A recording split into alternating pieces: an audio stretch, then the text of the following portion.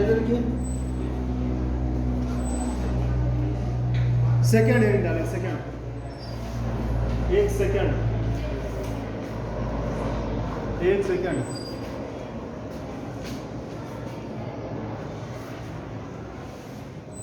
अब ये डेफिनेशन तुम लोगों को पहले से जो तरंग वाला बताया है, अगर वो समझे हो तो ये अपने आप समझ में आ जाएगा। लिख लीजिए, एक सेकेंड वह समय अंतराल है, एक सेकेंड वह समय अंतराल है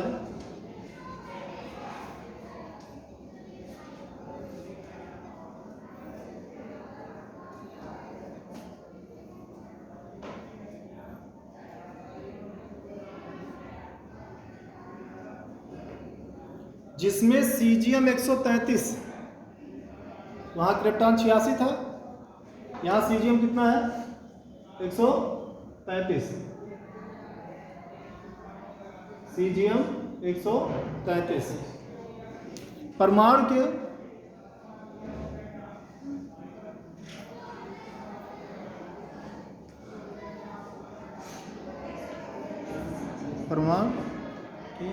निम्नतम ऊर्जा स्तर का तरंग, निम्नतम ऊर्जा स्तर का तरंग, निम्नतम ऊर्जा स्तर या निम्नतम ऊर्जा का प्रकाश तरंग कौन सा होगा? प्रकाश तरंग, लाल रंग के प्रकाश का ना, क्यों जी? और उच्चतम बैगनी का होगा, ये उस दिन सिखाया था मैं आप लोगों को। तो ये मान सकते हैं, आप ये भी लिख सकते हैं कि एक सेकेंड वह समय अंतराल है जिसमें सीजियम 133 परमाणु से उत्सर्जित लाल रंग है ना, लाल रंग का प्रकाश के तरंग का कितना लिखियो, क्या लिखियो? ऊर्जा स्तर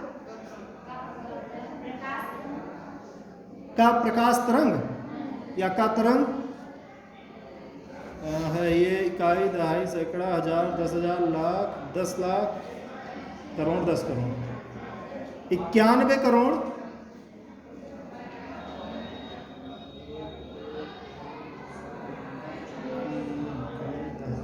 नहीं यार 91 करोड़ नहीं होगा, 9 अरब होगा,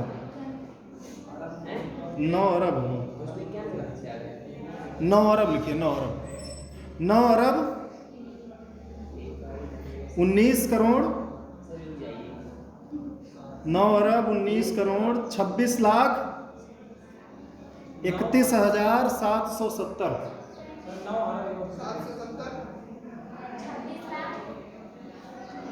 9 अरब 19 करोड़ 26 लाख 31,770 बार कंपन करता है, इतनी बार कंपन करता है, समझे ना? मतलब इतना कंपन वो जितने समय में करेगा उसको हम क्या बोलेंगे? एक सेकेंड। और कंपन भी समय रहेगा, बात बताया था, ये जो है एक बार ऊपर जाकर के एक बार फिर नीचे, फिर यहाँ तक पहुँचने को एक कंपन बोलेंगे, है ना? तो ऐसे कितने कंपन? लगभग 9 अरब, ठीक है? जो भी लिखे हैं, जो नंबर लिखे हैं, उतने कंपन जितने समय में करेगा उसको हम क्या बोलेंगे? क्या बोलेंगे? एक सेकेंड, ठीक है? चलिए, अब एक सेकेंड में घंटा तो जान ही रहे होंगे, और समय के अन्य मात्रा के घंटा में कितना मिनट? 60 मिनट। एक मिनट में कितना सेकेंड? 60 सेकेंड, है ना? एक दिन में कितने घंटे? 24 घंटे, समझे ना? तो ये सारी चीजें तो आप समय के अन्य मात्रक से परिचित होंगे, तो इसको नहीं लिखते। अब अगली हेडिंग डालिए, 1 एम्पियर। हाँ, 1 एम्पियर हेडिंग डालिए।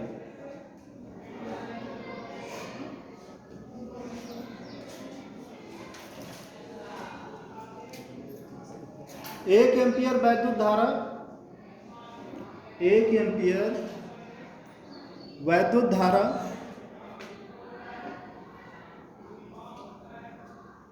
एक एम्पियर वैद्युत धारा वह धारा है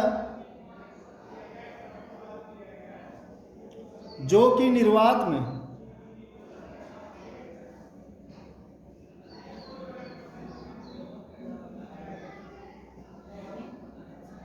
क्या लिखें? निर्वात में 1 मीटर की दूरी पर स्थित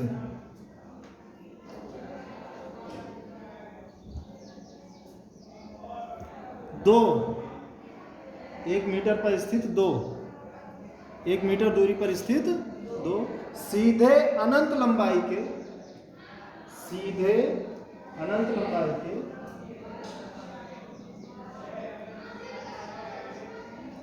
समांतर तारों में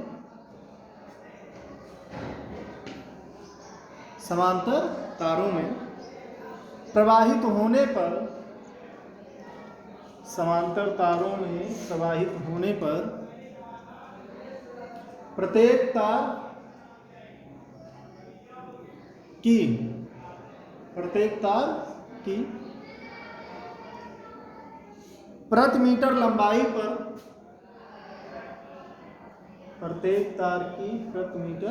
लंबाई पर तारों के बीच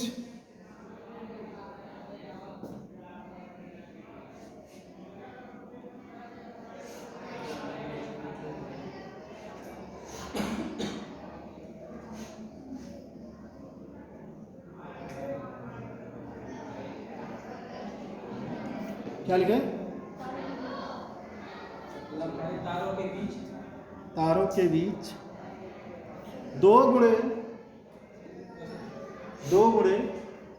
देखिए, जब इन सबका चैप्टर पढ़ेंगे तो आप इनको अच्छे से वहां पे ज़्यादा समझ पाएंगे। अभी ऐसे लिखते रहिए। क्या लिखे? 2 गुणे 10 की घात -7, 10 की घात -7।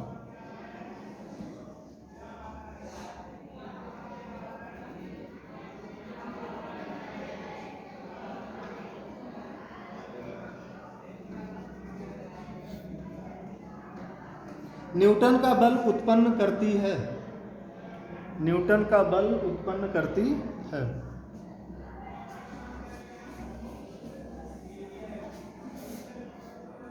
देखिए क्या कह रहा है, निर्वात में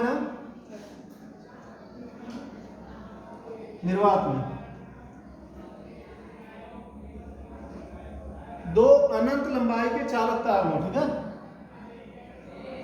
जो एक दूसरे से कितनी मीटर दूरी पर रखे हों? 1 मीटर दूरी पर रखे हों, ठीक है। कह रहे 1 एम्पियर वह धारा है जो निर्वात में स्थित 2 अनंत लंबाई के समांतर सीधे तार जो एक दूसरे से कितनी दूरी पर रखे हों? 1 मीटर रखे हों, और उनके प्रति एकांक मीटर लंबाई पर कितना? तार की लंबाई अनंत हो उससे मतलब नहीं है, लेकिन प्रति एकांक मीटर मतलब इसकी लंबाई कितनी होनी चाहिए? 1 मीटर लंबाई पर यदि 2 गुणे 10 की घात -7 न्यूटन का बल कार्य करता है, इनके प्रति एकांक लंबाई पर 2 गुणे 10 की घात -7 न्यूटन का बल कार्य करता है, तो ये कहा जा सकता है कि दोनों में से कितने एम्पियर की धारा प्रवाहित हो रही है? 1 एम्पियर की धारा प्रवाहित। समझे ना? अब ये अच्छे से आप जो है जब 12th में पहुंचेंगे वहां पे पढ़ेंगे तो समझ पाएंगे, है ना। तो अभी यहाँ पे इसको समझाने का कोई मतलब है नहीं, और समझाएंगे तो बहुत बड़ा चैप्टर है ना, बहुत कुछ बताना पड़ेगा। तो समझ लीजिए इंटर का आपको हमें 4-5 दिन का क्लास लेना पड़ेगा तब इसको समझ पाएंगे। बस परिभाषा में समझ लीजिए, 2 धारावाही चालक हो अनंत लंबाई के, जो कि निर्वात में एक दूसरे से 1 मीटर की दूरी पर समांतर रखे गए हों, है ना। और यदि उनके प्रति एकांक लंबाई पर 2 गुणे 10 की घात -7 न्यूटन बल कार्य करता है, 2 गुणे 10 की घात -7 न्यूटन का बल कार्य करता है, तो उन तारों में से कितना एम्पियर धारा प्रवाहित होगी? 1 एम्पियर। समझे ना? ये 2 तार होंगे, इसमें से 1 एम्पियर धारा तब प्रवाहित होगी जब इनके बीच में 2 गुणे 10 की घात -7 न्यूटन का बल कार्य करेगा, ठीक है। ना इससे ज्यादा ना इससे कम, ठीक है। चलिए नेक्स्ट हेडिंग डाल दीजिए केल्विन। ताप का मात्रक है ना केल्विन।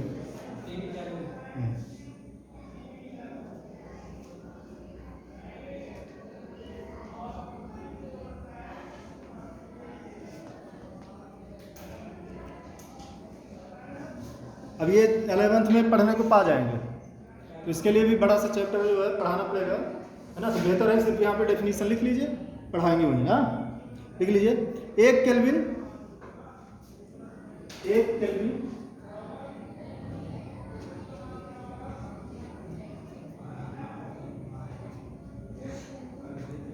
जल के त्रिक बिंदु, ठीक ना, जल के त्रिक बिंदु, त्रिक त्रिक, हाँ तीन वाला त्रिक, त्रिक बिंदु के उष्मागतिक ताप का, के उष्मागतिक ताप का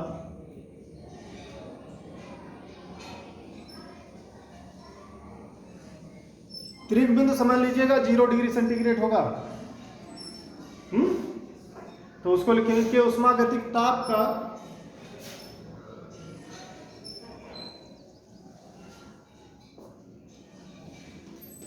एक बटे 273.16वां भाग, 273.16वां भाग, ठीक है।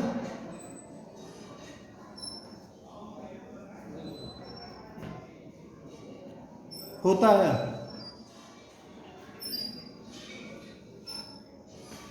जल का त्रिक बिंदु जो होगा वो कितना आएगा 0 डिग्री सेंटीग्रेड, ठीक है। और उसका कितना 1/273वां 1/273.16वां भाग जो होगा वो क्या कहलाएगा आपका 1 केल्विन कहलाएगा। देखिए ताप के मापन के आपके, अच्छा वहीं पे सीखिए, ताप को 3 मात्रकों में मापते हैं, फारेनहाइट है, केल्विन है और डिग्री सेंटीग्रेड है। तो जैसे डिग्री सेंटीग्रेड हुआ उससे अगर हमें केल्विन में चेंज करना हो, इसमें हम जो है 273.16 जोड़ देते हैं। तो 0 डिग्री सेंटीग्रेड में अगर हम 273.16 जोड़ेंगे तो हो जाएगा 273.16 क्या केल्विन। अब इसी का 273.16वां भाग क्या कहलाएगा, लिखा जाएगा ना, क्या कहलाएगा ये एक केल्विन, समझा ना। तो किसी ताप के त्रिक बिंदु का, सॉरी जल के त्रिक बिंदु का कितना 1/273.16वां भाग क्या कहलाएगा आपका 1 केल्विन, ठीक है। नेक्स्ट लिख लीजिए कैंडिला।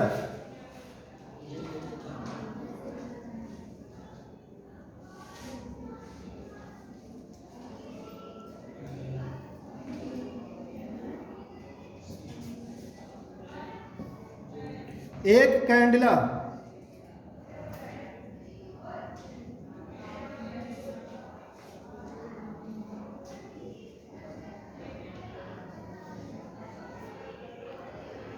कैंडिला किसी दिशा में, अब जैसे जो है आपका बल्ब है तो ये प्रकाश उत्सर्जित करेगा तो चारों दिशाओं में ना, क्यों जी, तो हमें किसी एक दिशा में लेना है, ठीक है। क्या लिखिए, किसी दिशा में 540 गुणे 10⁻12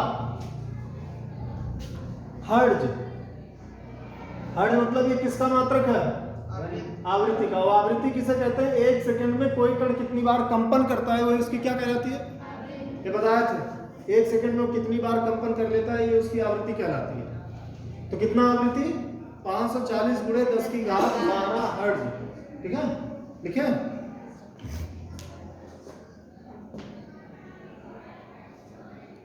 आवृत्ति वाले स्रोत की जो तीव्रता है, मतलब यहां से जो प्रकाश उत्सर्जित हो रहा है, ध्यान दीजिएगा, यहां से जो प्रकाश उत्सर्जित हो रहा है उसकी आवृत्ति कितनी होनी चाहिए 540 गुणे 10⁻12 हर्ट्ज होनी चाहिए, समझे ना। कितनी होनी चाहिए 540 गुणे 10⁻12 हर्ट्ज, ओके। आगे लिखिए,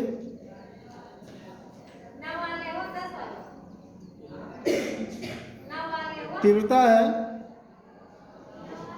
जो उसी दिशा में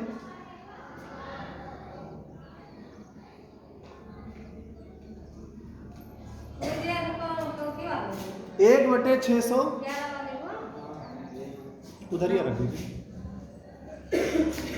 जो उसी दिशा में, मतलब जिस दिशा में प्रकाश उत्सर्जित हो रहा है 1/683 वाट 1/683 वाट प्रति स्टेरेडियन।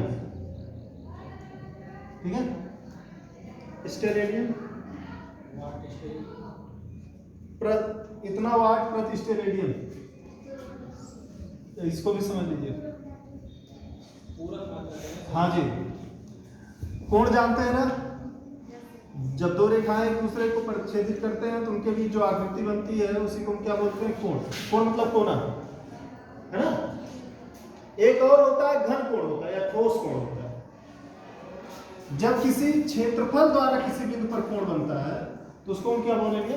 घन कोण। दोनों में अंतर ये होता है कि ये आभासी होता है और ये वास्तविक होता है।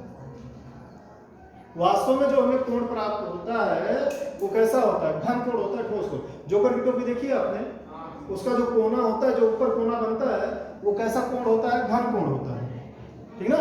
और उसका मात्रक क्या होता है? उसका मात्रक क्या होता है? स्टेरेडियन। तो अब जो बल्ब जल रहा है, आपका ध्यान दीजिएगा, यहां से जो प्रकाश उत्सर्जित हो रहा है, वाट किसका मात्रक होता है? शक्ति का।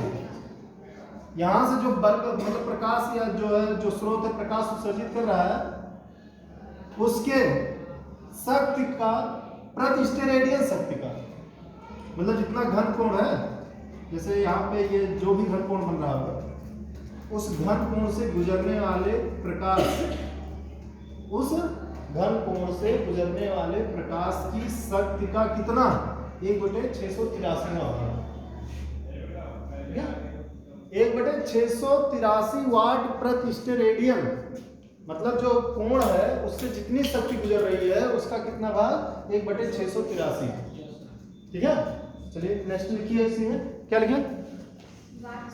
प्रति स्टेरेडियन की विकिरण विकिरण मतलब वही जो प्रकाश किरण निकल रही है, ठीक है, कि विकिरण तीव्रता का, कि विकिरण तीव्रता का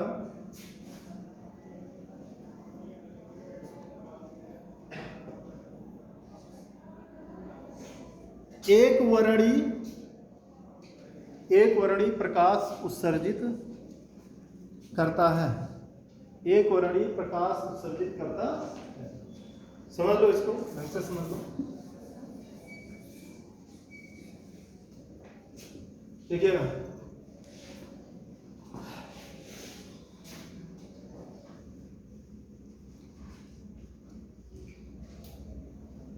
मान लीजिए इसके द्वारा घन कोण यहाँ पे जो बन रहा है, कुछ भी बन रहा है,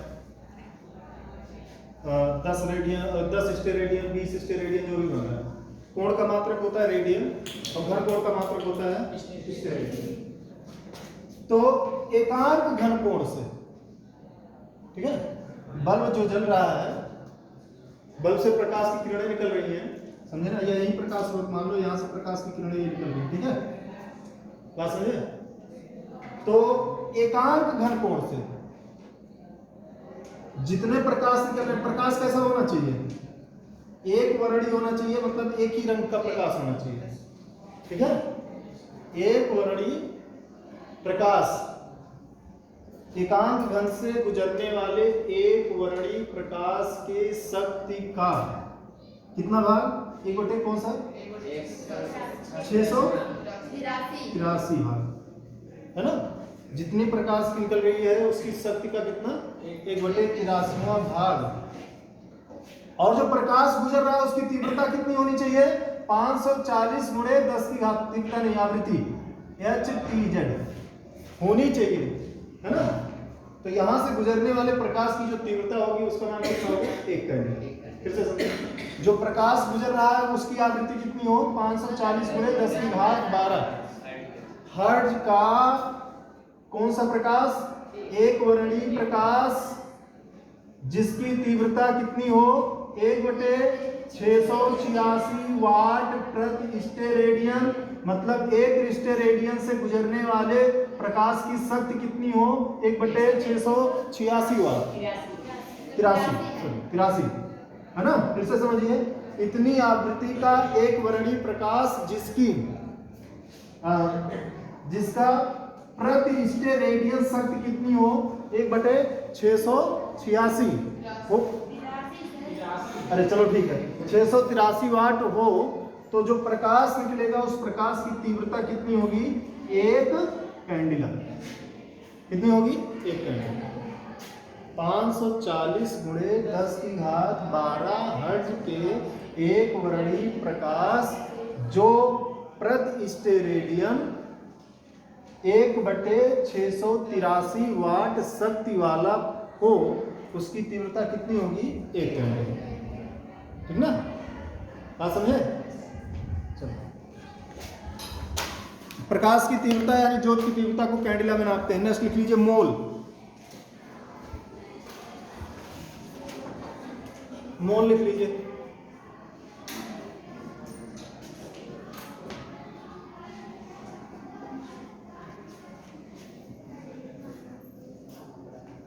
एक मोल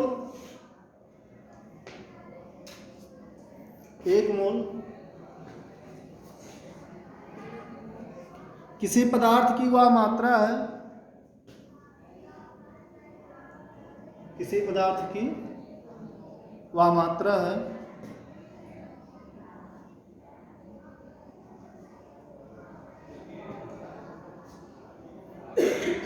जिसमें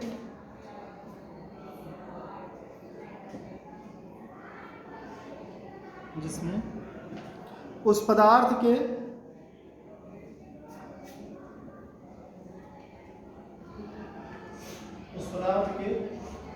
अवयवों की संख्या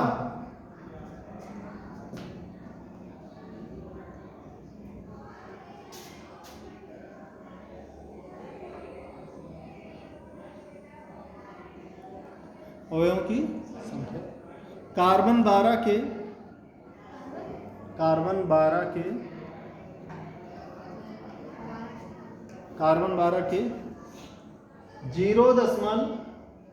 0.012 किलोग्राम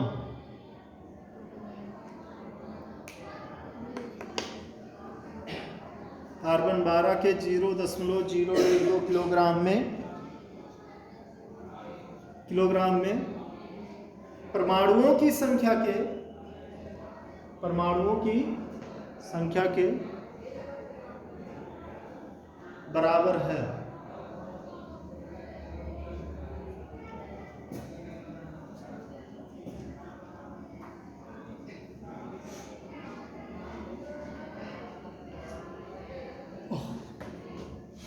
क्या लिखें? बराबर है। चलिए इसको भी समझ लीजिए। ठीक है, एक मोल पदार्थ की वह मात्रा होती है जिसमें उसके अवयवों की संख्या, जैसे मान लीजिए कोई पदार्थ ए ले लिए तो ए का 1 मोल किसके बराबर होगा ये बताने चल रहे हैं। इसको समझ लेते हैं। क्या बोला गया है? 1 मोल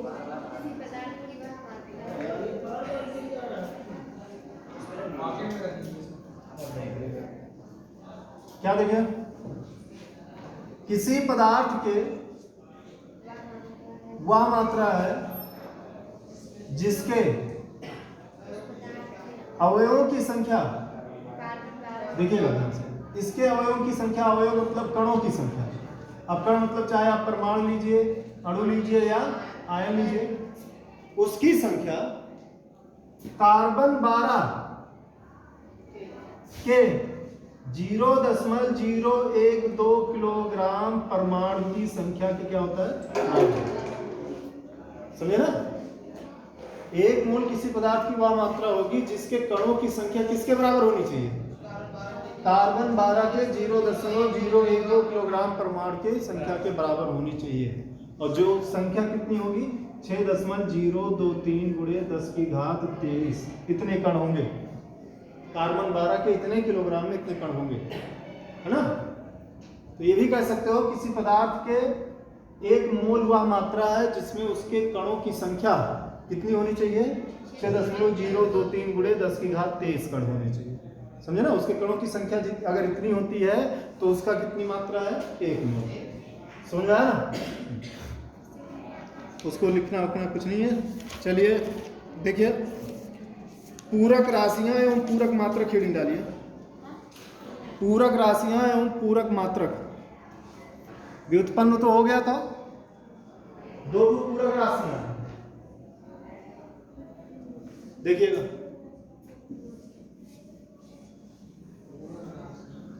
पूरक राशियां एवं पूरक मात्रक वह राशियां जो मूल राशियों से मिलकर बनी होती हैं, वह राशियां जो मूल राशियों से मिलकर बनी होती हैं,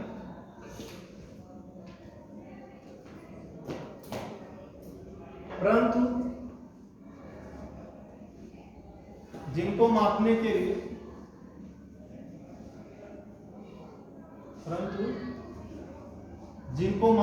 लिए मूल मात्रकों का प्रयोग नहीं करते हैं,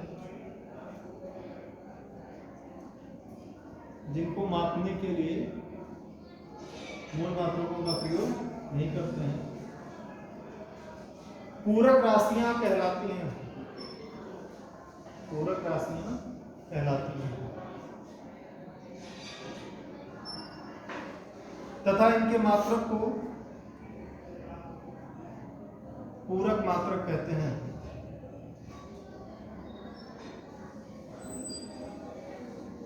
पूरक मात्रक कहते हैं। इनकी संख्या 2 है। इनकी संख्या 2 है। कोण एवं घन कोण। कोण एवं घन कोण, ये 2 प्रकार की होती है, ठीक है। पूरक राशियां 2 प्रकार की होती हैं, कौन कौन सी? कोण एवं घन कोण। देखिए ध्यान से समझिएगा, वह राशियां जो किससे मिलकर बनी हो? मूल राशि से बनी हो। देखो कोण किसे कहेंगे? जब 2 रेखाएं एक दूसरे को प्रतिच्छेदित करती हैं तो उनके बीच की जो आकृति होती है उसको क्या कहते हैं? कोण कहते हैं। समझे ना? अब ये देखिए दोनों लाइन है, दोनों रेखाएं हैं, रेखाओं को हम लंबाई में नापते हैं। लंबाई क्या है? कैसी राशि है आपकी? तो ये जो कोण बन रहा है ये मूल राशि से तो बन रहा है, लेकिन इनको हम मूल मात्रकों से नहीं नापते हैं। कोण को हम मीटर से नहीं नापते हैं, आप देखे होंगे अंश में नापते हैं, है ना? अंश में या रेडियन में नापते हैं। बात समझे ना? तो यहाँ पे आप ये बोलेंगे ऐसे ही आपका घन कोण है, ठीक है। ये आपका लंबाई हो गया, क्षेत्रफल हो गया। लंबाई और क्षेत्रफल से मिलकर बना हुआ होता है, परंतु इसको नापने के लिए लंबाई और क्षेत्रफल की मात्रा का प्रयोग नहीं करते। समझे ना? तो इनको हम क्या बोलते हैं? पूरक राशि। तो कोण में चलिए कोण देखिए, कोण की परिभाषा तो दे ले जाएंगे। जब 2 रेखाएं एक दूसरे को प्रतिच्छेदित करती हैं तो उनके बीच बनी आकृति को हम क्या बोलते हैं? कोण बोलते हैं, है ना। इसका मात्रक जो होता है, इसका मात्रक रेडियन होता है। क्या होता है? रेडियन। इसका जो मात्रक बनाया गया है वो क्या बनाया गया है? एसआई पद्धति में रेडियन बनाया गया, ठीक है। और अब आगे चलिए देखते हैं। और कोण का फार्मूला जो होता है वो फार्मूला होता है चाप बटे त्रिज्या। ये वृत्तीय माप से इसको निकाला गया है। वृत्तीय माप का मतलब ये हो गया आपका, ये वृत्त हो गया। वृत्त के परिधि पर 2 बिंदुओं के बीच की दूरी को हम चाप या आर्क बोलते हैं, ठीक ना। अब इसके द्वारा इसके केंद्र पर जो कोण बनता है उस कोण की माप के लिए ये फार्मूला बनता है, कोण बराबर चाप बटे त्रिज्या। ओके। और कोण का मात्रक जो है 2 होता है, रेडियन और अंश दोनों होता है। रेडियन को जो है हम ऐसे भी नोट करते हैं, उसके ऊपर सी लगा करके इसको पढ़ेंगे पाई रेडियन, ठीक ना। और पाई रेडियन बराबर होता है 180 अंश, एक मात्रक अंश भी होता है, ठीक ना। पाई रेडियन बराबर 180 अंश। ओके। पाई का मान कितना होता है? 22/7। तो वहां से आप 1 रेडियन की वैल्यू निकाल सकते हैं। 1 रेडियन बराबर कितना अंश होगा? यानी कि 22/7 रेडियन बराबर हो गया 180 अंश। तो 1 रेडियन बराबर कितना हो जाएगा? 180 × 7/22 अंश। इसको कैलकुलेट करके निकाल लेंगे। समझने की कोशिश करिए। कोण किसे कहेंगे? परिभाषा यहां से दीजिए। कोण का लेकिन जो मापन किया गया, जो फार्मूला प्राप्त किया गया वो वृत्तीय माप से प्राप्त किया गया, है ना। वृत्त के परिधि पर दो बिंदुओं के बीच के डिस्टेंस को हम चाप बोलते हैं या आर्क बोलते हैं। इसके द्वारा उसके केंद्र पर जो कोण बनता है उस कोण का माप होता है चाप बटे त्रिज्या। कोण के मात्रक दो होते हैं, रेडियन और डिग्री। पाई रेडियन की वैल्यू कितनी होती है 180 अंश, पाई का मान आप लोग जानते हैं 22/7, समझे ना। अब यहां से अगर हमें 1 रेडियन की वैल्यू निकालनी होगी तो ये 7 उधर जाएगा गुणा करेगा, 22 लेके जाकर भाग करा देंगे, निकाल लेंगे जितना आएगा। क्लियर हुआ इतना, यहाँ पे समझ में आया। फिर उसके बाद और देखिए, अगर आपको रेडियन से अंश में कन्वर्ट करना है, किसमें, रेडियन से अंश में कन्वर्ट करना है, तो आप गुणा कराएंगे कितने से, पाई बटे 180 से। ठीक है, रेडियन से अंश में कन्वर्ट करना होगा कितने से गुणा कराएंगे, पाई बटे 180 से। और अगर अंश से रेडियन में कन्वर्ट करना होगा तो वहां पे आप गुणा कराएंगे 180 बटे 5 से। जैसे पूछा जाए 30 अंश बराबर कितना रेडियन, तो 30 अंश में आप गुणा करा लीजिए पाई बटे 100, 0 कैंसिल, 3 छक, तो 30 अंश बराबर हो जाएगा। अब यहाँ कितना बचा, पाई बाई 6 रेडियन, समझे ना, क्लियर। और अगर मान लीजिए रेडियन है 3 पाई बाई 4 और इसको अंश में चेंज करना है, तो आप यहाँ पे लिखोगे 3 पाई बाई 4 इंटू 180 बटे, है ना। रेडियन को अगर अंश में कन्वर्ट करना होगा कितने से गुणा कराओगे, 180 बटे पाई से, ठीक ना। यहीं पे समझ लेते हैं, मैथमेटिक्स वाले भी समझ लें और जो है हो सकता है जरूरत पड़े तो फिजिक्स वाले भी समझ लें। अब यहाँ से ये पाई बाई कैंसिल, 4 से इसको कैंसिल करेंगे 45, 4 चौक 16, 4 पंचे 20, और 45 दिया 135 अंश। क्लियर हुआ, समझ आ गया ये, क्यों जी। कोण किसे कहेंगे, जब दो रेखाएं एक दूसरे को परिच्छेदित करती हैं तो उनके बीच बनी आकृति को क्या बोलते हैं, कोण बोलते हैं। कोण का फार्मूला क्या होता है, चाप बटे त्रिज्या। इसका मात्रक क्या होता है, एसआई में इसका मात्रक रेडियन होता है, वैसे दो मात्रक है, रेडियन और अंश, ठीक है। एक पाई रेडियन की वैल्यू 180 अंश, एक रेडियन की वैल्यू निकालनी होगी तो आप इसको ऐसे भाग करा दीजिएगा, देख लीजिएगा जितना आएगा, या बुक में लिखा होगा तो भी लिखवा देते हैं। और एक रेडियन को अंश में चेंज करना होगा तो कितने से गुणा कराएंगे, रेडियन से, हमने गलत कर दिया, रेडियन से अगर अंश में कन्वर्ट करना है तो उसको गुणा कराएंगे 180 बटे पाई से, और अंश से रेडियन में कन्वर्ट करना है तो कितने से गुणा कराएंगे, पाई बटे 180 से, ठीक है। तो ये ऐसे आप कहीं नोट कर लो, और ये एग्जाम्पल के तौर पे यहाँ से जो है फार्मूला हो गया। कोण लिख लो, कोण का डेफिनेशन बना लो, एक कोण बना लेना, मात्रक रेडियन हो गया, ऐसे जो मर्जी बना लीजिए, लिख लीजिए।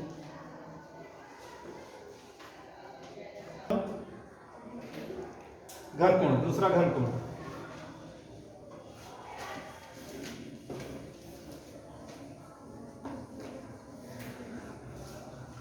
एकांक क्षेत्रफल द्वारा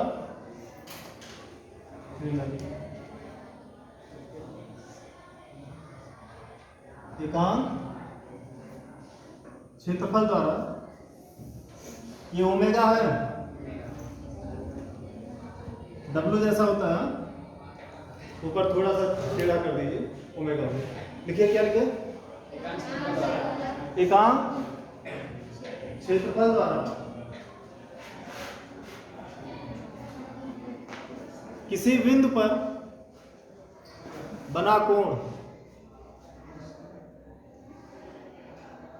घन कोण कहलाता है।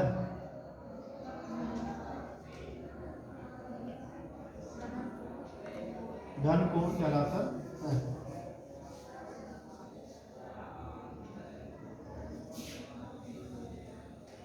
घन कोण बराबर होता है क्षेत्रफल बटे त्रिज्या का स्क्वायर, ठीक है, क्षेत्रफल बटे त्रिज्या स्क्वायर, और इसको डिनोट करते हैं ओमेगा से, लिख लो, हाँ, ओमेगा,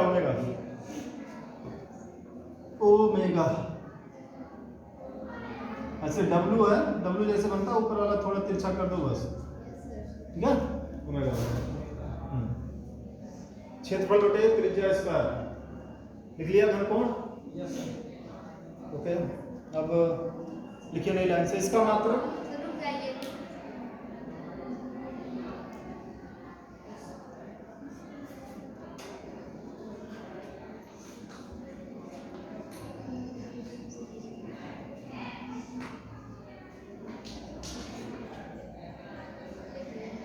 इसका मात्रक स्टेरेडियन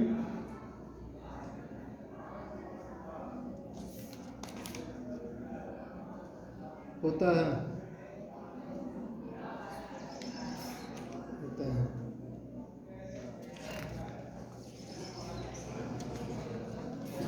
चलिए अब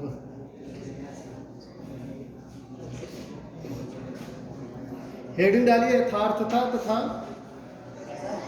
यथार्थता तथा यथार्थता यथार्थता तथा मापक यंत्रों की परिशुद्धता यथार्थता तथा मापक यंत्रों की परिशुद्धता।